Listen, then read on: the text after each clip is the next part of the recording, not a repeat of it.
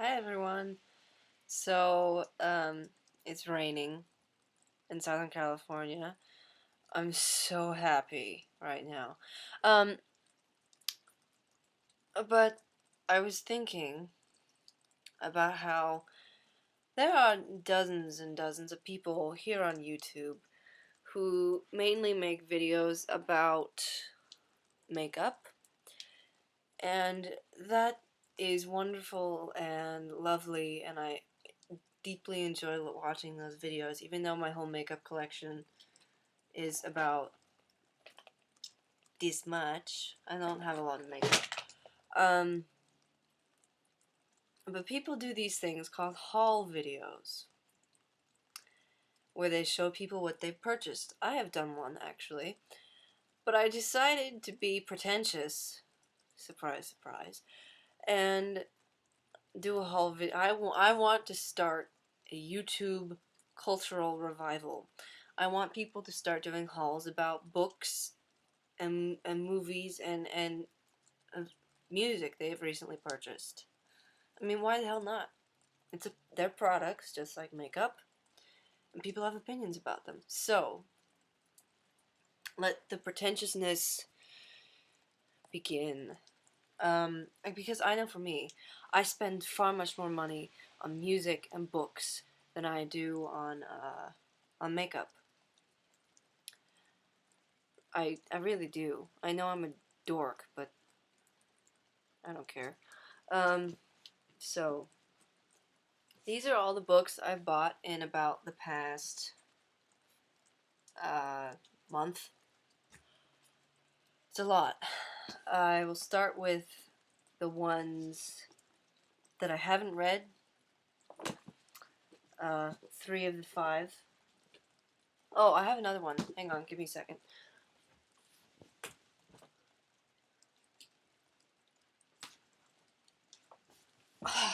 Apologies.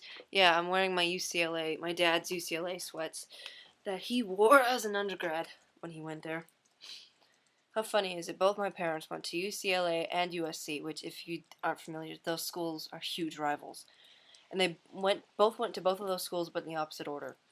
Um, so starting with the ones I haven't read, The Catcher in the Rye. Now, we have to read this. I'm a junior in high school. We have to read this in my high school honors English class. And people frequently cite it to me as the favorite book they read in high school.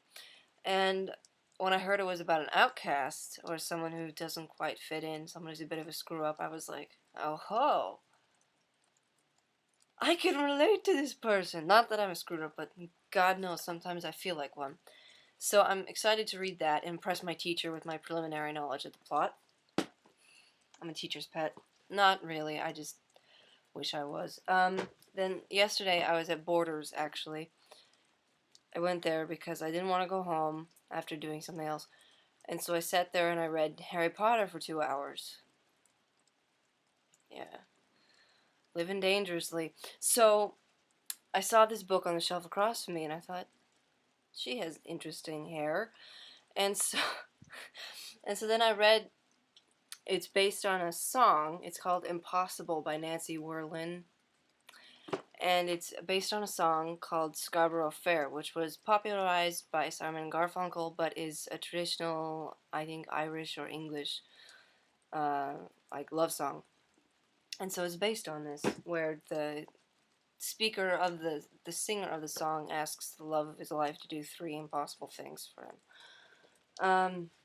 And then I also got a book about existentialism by Thomas Flynn, just because I figured I'm gonna have to learn about it in college or at some point, so it would behoove me to learn as much about it as I can now. Um, then this one is just one that I repurchased, The Prophet by Kahlil Gibran. It's He's a poet and philosopher. He writes about love and children and faith and hope and fear and all the fundamental ideas of humanity. But he uses very clear, succinct language. Beautiful, beautiful. I love his stuff. Like, I was able to understand it when I was about 10 or 11 to get the gist of it. So it's not that it's not deep, but it's simpler. It's not so pretentious as a lot of philosophers. It's not as weird as Freud. Then books that I have read. Another book that I've read is one in a series. This is called Devious by Cecily von Ziegesar. However you say it. Does anyone know how you say that woman's name? The woman who wrote Gossip Girl. How do you say her name? Someone help me out. It's fun. It's about boarding school, and a part of me has always longed to go to boarding school, because that's so upper middle class. Also by the same woman with the impossible name. I love I loved Gossip Girl seasons 1 and 2 of the TV show. And then I watched the third season until October, and then I was like, I'm done with this. I don't know, it just wasn't appealing anymore. They're in college. I hate Georgina. It was not working. And Dan and Georgina was like seeing Gandhi dating Osama bin Laden. It was just wrong. Disgusting. So moving on. But I am a fan of the books. So this is, what is it called? I Will Always Love You. Don't you love the titles? And it's about the principal characters coming back from college over 4 years for Christmas, or winter break, hence the Christmassy stuff. But yeah, that one was fun. Some of it was quite surprising. I won't give it away, but if you've read the Gossip Girl books and you read that, some of it will surprise you. Yeah, but like I said, I'm trying to kickstart something because I feel that this could be just as entertaining as watching haul videos about makeup or anything else. So, and I don't feel as guilty about showing off this stuff as I do, like, with makeup for some bizarre reason. Perhaps it's because, on the whole, this is $9, whereas, and that's about as expensive as it gets for books, unless you're buying a hardcover, which I try to avoid. But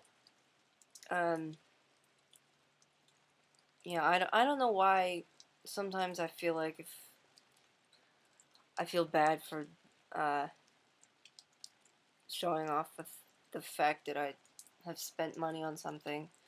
Who knows? It's probably just my neuroses. But yeah. This is so weird right now. I wish you guys could see this, because okay, I have 2 mirrors in my room. I have one right here and one over there. So there's 3 of me right now. There's the one that I'm looking at. No, there's 4 of me. There's you. There's her. That's some crazy lady over there. And then the real me. The real tangible me.